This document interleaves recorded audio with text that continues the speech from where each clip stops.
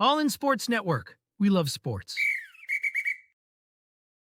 Hello, everybody. Welcome into All In Aggies, part of the All In Sports Network with the Rogue Media Sports Network. I'm your host, Ben Peck. As always, today we are taking a look at the pecking order, the top 5 things I would like to see from Texas A&M as they prepare to battle Arkansas Saturday, 2:30 at Jerry World.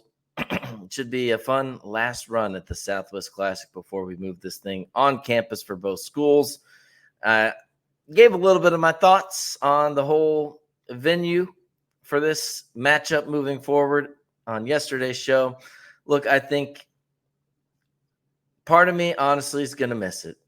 It's sort of that early season bowl game atmosphere, especially for these kids who grow up in Texas, play at AT&T Stadium, where every Texas high school football player wants to make it one day. It's kind of bittersweet, but it will be nice to get the Hogs on campus, be able to go up to Fayetteville, see how the Aggies handle that environment. So I could go either way on it, but here we are. That is going to factor into at least one of the things on my pecking order as far as the atmosphere of this ball game. But first, if you haven't already, subscribe, like, comment. Let us know what you like about the show, what you want to see more of. I'm finally kind of getting my feet under me a little bit. We started the show just before the season. Then if you were following along, I had like massive computer troubles where every computer I had died in my household. So I had to get fired back up, get everything resynced on this new computer. So now we're kind of finally settling in. We've got a rhythm. We've got a guest on the show tomorrow, so be sure to stay tuned for that. We've got some sort of content coming for you every day as we move along here through the rest of the year. All right, now let's take a look at the pecking order for week 4 against Arkansas. Number 5. Did I even get that right? Is it week 4? Yeah, week 5, excuse me. Week 5 against Arkansas. Let's re-rack that. The top 5, the pecking order. Number 5, actually before that, let's do a little honorable mentions, okay? A couple things that I was debating putting on here, but worth noting. I don't know if it's quite top 5 level. On the Arkansas side, obviously you've got Landon Jackson to worry about and their defensive front. They haven't gotten home too much in terms of sacks this year, but plenty disruptive. Again, that will come into play later on in this pecking order. Landon Jackson, of course, a stud out there. And Luke Haas is sort of a dark horse to keep an eye on for me for Arkansas. Star tight end got hurt in the A&M game last year. Hasn't really done anything too crazy this year. It's kind of, obviously new offense with Bobby Petrino. They're letting it fly. And the tight end, I think he has 6 receptions for 91 yards. I'm thinking of some A&M tight ends. 6 receptions for 91 yards. Hasn't done much the last 2 games, but he's a guy that I would be weary of moving forward into this game, especially if the receivers for Arkansas are doing well enough to cause chaos, maybe take some help away from those linebackers covering a guy like Luke Haas. So that's just sort of an honorable mention for me. And number 5, I'm going to go to the A&M receiving corps and say Jabri Barber, and there's a note on this one as well. I've kind of given up on the idea that we're going to see a dominant number 1 receiver on this Texas A&M team, or even a 1-2 punch who you say, hey, these are the guys. I think each guy on this roster has his own thing he does well. I think Cyrus Allen, you get him in space, he can make you pay. Noah Thomas, the verticality, the tight ends, their versatility. Ja'Day Walker, kind of a jack of all trades in my book, kind of does maybe nothing in particular elite, but everything pretty well. But I just don't think we're going to see an offense where you're ever going to be able this year. I'm not convinced, at least, that we're going to see this offense get to the point where we say, hey, this receiver can take over a game and guys are going to have to key in on this one or two people, maybe Noah Thomas in like the red zone or something like that. But I just don't know that we're going to see it. I mean, you've got one receiver over 100 yards to this point, Cyrus Allen, and really that was because of a bust from Florida where he had, I think it was a 76-yard touchdown. You take that away, and he's barely at 100 yards. So at this point, I'm all in on spread the ball out and make it the opposite. If you don't have the number one guy or top two guys who are going to just dominate all the attention, lean on the depth and lean on the fact that you never know which guy or who is going to hurt you. It could be Theo Mellon-Orstrom, who he is the one I was thinking of, who has 3 receptions for 60 yards. It could be Trey Watson, as Donovan Green gets more healthy later in the season. Could be him, and that's just the tight ends. You look at the receivers, as we mentioned, Cyrus Allen, Ja'Day Walker, Noah Thomas, and that's why my number 5 is Jabri Barber. He's working back from a foot injury he suffered in the spring, and he has been slowly coming on just a little bit game by game. I think he took a punt against McNeese State late in the game there. I thought that was interesting, meaning not the punt return, it was a fair catch. But, okay, he's out there. He's ready to go potentially. And so far, as I try to look for his numbers, I just had him here. 5 receptions, 22 yards, 2 receptions in the first game against Florida, 3 against Bowling Green for 13. Those numbers aren't going to blow, knock your socks off. But this is a guy who was 1 yard short of 1,000 yards last year for Troy. Obviously, he hasn't been 100% healthy to this point.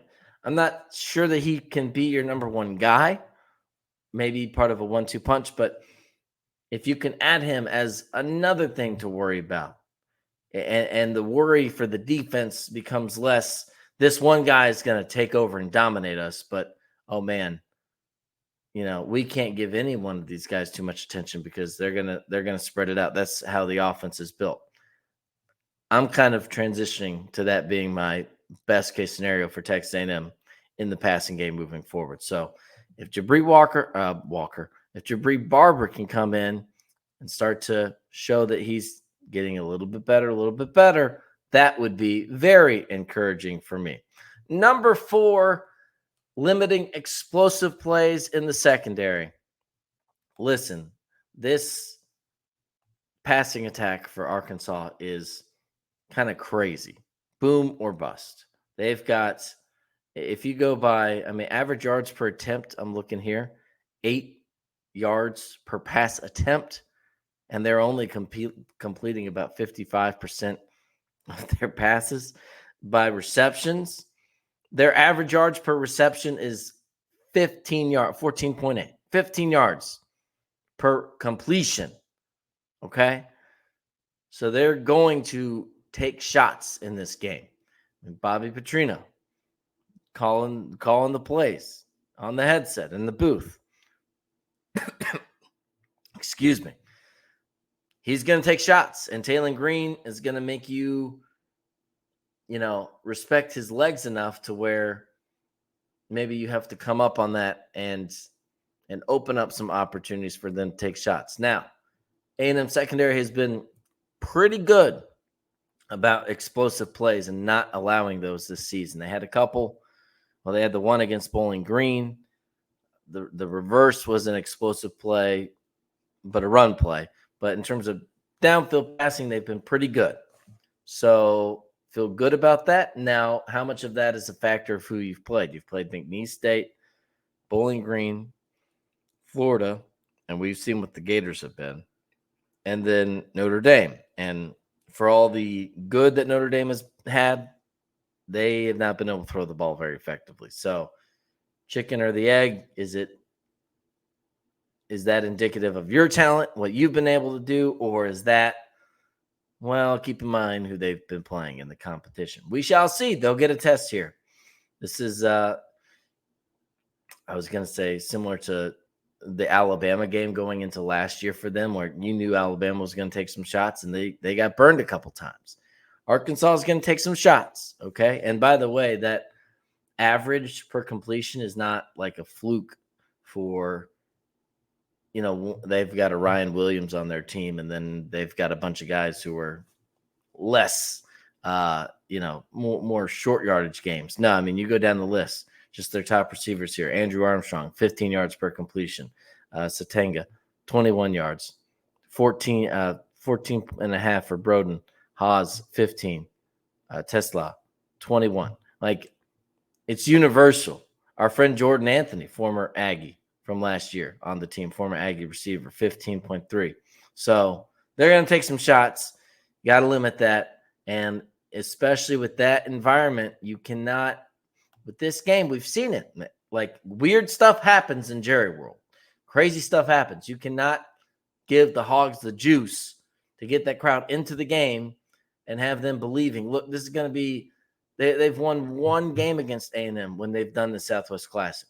Not that long ago, but I think they're hungry for this. I mean, they're wanting to go out on top in this chapter on a positive note. Like, they're going to be, and they're in a similar situation as A&M as a season. 3-1. I think their seasons kind of reflect each other. We're going to talk more about this with our guest tomorrow. But you've got a win over an FCS team. You've got a sluggish win over a group of 5 team. This is for both of them. You've got a road win over kind of a train wreck SEC team, Auburn, Florida. And then you've got a loss to a, top 25. I don't know if Notre Dame's in the top 25 still, but, Notre Dame at home, Oklahoma State on the road in double overtime, kind of similar. And it was close enough. You were in both of those games for both those teams. So it's like 3-1. I think there's a lot of cautious optimism in the building, but whoever wins this game is going to have a lot of belief moving forward. So you better believe it. Like A&M too. If your team can come out on top, whether it be Arkansas or A&M, your fans are going to say, okay, maybe we can. Like, let's ride. Let's see what we can do with this. So my point is, like, as much as their season hasn't been just gangbusters from the get-go, you don't want to instill belief in them by especially giving them those big plays. All right, number 3 on the pecking order. I'm losing my list here. Where'd it go? That's the pecking order from last week. All right, number 3, Jaquindon Jackson. The rushing attack as a whole, really, for Arkansas, something to look out for. Obviously we talked about Taylor Green, what he can do with his legs, the explosive playability he has. Jaquindon Jackson averaging nearly 7 yards a game. And the kid from Duncanville, you think, he's going to be turned up to get ready for this game. Back at a stadium he knows very well, Jerry World. If you play for Duncanville High School, you play quite a few games there to end your season every year. So, he's going to be motivated. The run defense for A&M has been not the best. It's been better at times, but you really need that defensive front to come through, not just in the pass rush, but you need them to come through and really lock down Arkansas and what they try to do in the run game as well. And it's going to be tricky because, like we said with the receivers and Bob Petrino, he's going to make you're going to be worried about just what we talked about, the secondary, allowing all those big plays, giving guys help, doing all that. That could leave you a little thin in the box. You need guys when they're, when they have an assignment that they need to win, to do that. You're not going to be able to just stack the box to shut things down or to stack the box and leave these receivers on an island and take your chances. You can, but I think that's a dicey way to make a living. Okay, you're going to need to be able to win with basically 6 in the box. If they got 3 on the outside, you're going to need to be able to do that. And can they? I think they can, but it'll be difficult because Jaquindon Jackson's very good, and Taylor Green, like I said, he's no slouch either. I think he is more of a pure run threat than KJ Jefferson was. KJ's a guy who not slow, but he can. And again, we talked about this yesterday. We're going to talk about this tomorrow too. But He's not slow, but I don't know that you just design, other than just quarterback power runs, I don't know that you design really like explosive run plays for KJ Jefferson. He just kind of makes them happen because he's tough to bring down. Taylon Green, if you're not disciplined, gap sound, he can sneak out the back door and burn you too. So I guess I had that down as Jaclendon Jackson. It's really the Arkansas rush attack in general. I mean, 960 yards through 4 games. So that's about 250, about 240 a pop. So we'll see what the Aggies can do there, if they can slow them down. Number 2 on the pecking order. We talked about it with the atmosphere. Turnovers. You need to force them. You need to limit them. Because, man, oh, man, especially in that game. And I'm a little biased because the 2 games that I've only done 2 of these. This will be my 3rd. The 2 that I've done, the first game, we had the KJ Jefferson Superman, Tyreek Chappelle hands off to Damani Richardson. That was wild. And then the second one, I don't know if there was a crazy turnover in that game. I mean, I think there was. Bryce Anderson had the pick 6. Was it last year? And then we had the oink doink, of course. So oink doink, not a turnover. But my point is, man, you don't give any reason for these fans to get fired up. And they have enough players to make plays and to cause trouble defensively. We talked about Landon Jackson and their pass rush and their hogs in the trenches. They forced a lot of turnovers against Auburn. Kind of depends on your definition of forced. Auburn may be helping them with some of that. But listen, like we said with the big pass plays for Texas A&M, like against Florida, for example, as much as you can write things off to say, oh, they just gave it to you. Auburn just gave you some turnovers. Listen, like if you watch enough college football, as you know, you'd be amazed how many times teams try to give you something and teams just don't capitalize, don't take advantage of it. So you've got to do that when you're on defense, and then offensively know that if you do play sloppy, they can and probably will take advantage of some of these things. Just because there's a busted coverage wide receiver wide open that should be a 70-yard touchdown, but a lesser team, for whatever reason, doesn't see him, doesn't find him, doesn't execute, doesn't connect on it. Auburn, in the Auburn game, Arkansas showed that the defense can, when it comes to turnover opportunities, capitalize on that against the Tigers and some of their other games as well. So, but it's less about how both teams are playing. It's just the environment, because, you can quickly turn that venue into make it feel like a home game for either team, depending on how that plays out and how you handle your business in that regard. You got to take care of the ball. And then, we saw the fumble late in the game against Bowling Green. Can't have that. I mean, it goes without saying, but we got to stay focused throughout the game if you're A&M. And then number 1, I think the thing on everyone's mind, man, I just want clarity at quarterback. I don't even have a overwhelming preference at this point. I've just responded to a comment earlier today from a video we did a couple of days ago about Marcel Reed and Connor Wigman. I am on the – I don't even want to say the Connor Wigman train. I'm just more on the wait and see bus. I feel bad giving up on a guy after 8 games who had 16 touchdowns and 2 interceptions, has a bad game against a top 20 pass defense, gets hurt in that game, and then while limited in the next game actually outperforms the guy you have in there now, and just saying, I'm totally done with you. I'm leery of that. And that being said, Marcel Reed, the upside is undeniable.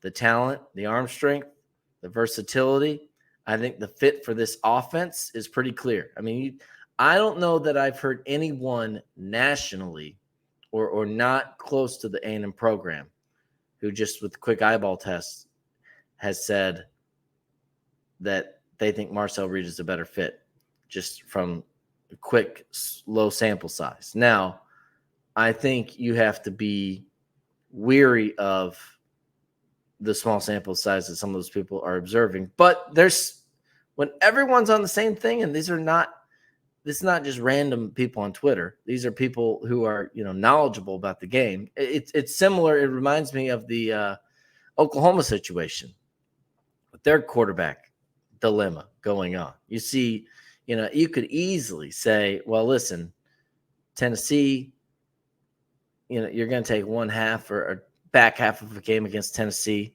to see, okay, this kid came in, had a spark, and so he's the answer. Now, that's a true freshman. He has even less of a sample size than Marcel Reed does with what we saw in the Texas Bowl. I think the Texas Bowl is probably the thing that I would lean on for Marcel Reed. For him to come in, not expect to be certainly not the starter, and then, after one play, Jalen Henderson goes out, you come in, throw for, I think, 370 plus, and keep them in that game when they had nobody available. That was still the most impressive thing I've seen for Marcel Reed as an A&M quarterback. Florida, obviously, number 2. But again, that passing offense with Bobby Petrino, it lended itself to more passing yards than this one, I think, does, and or the receiver situation for this one.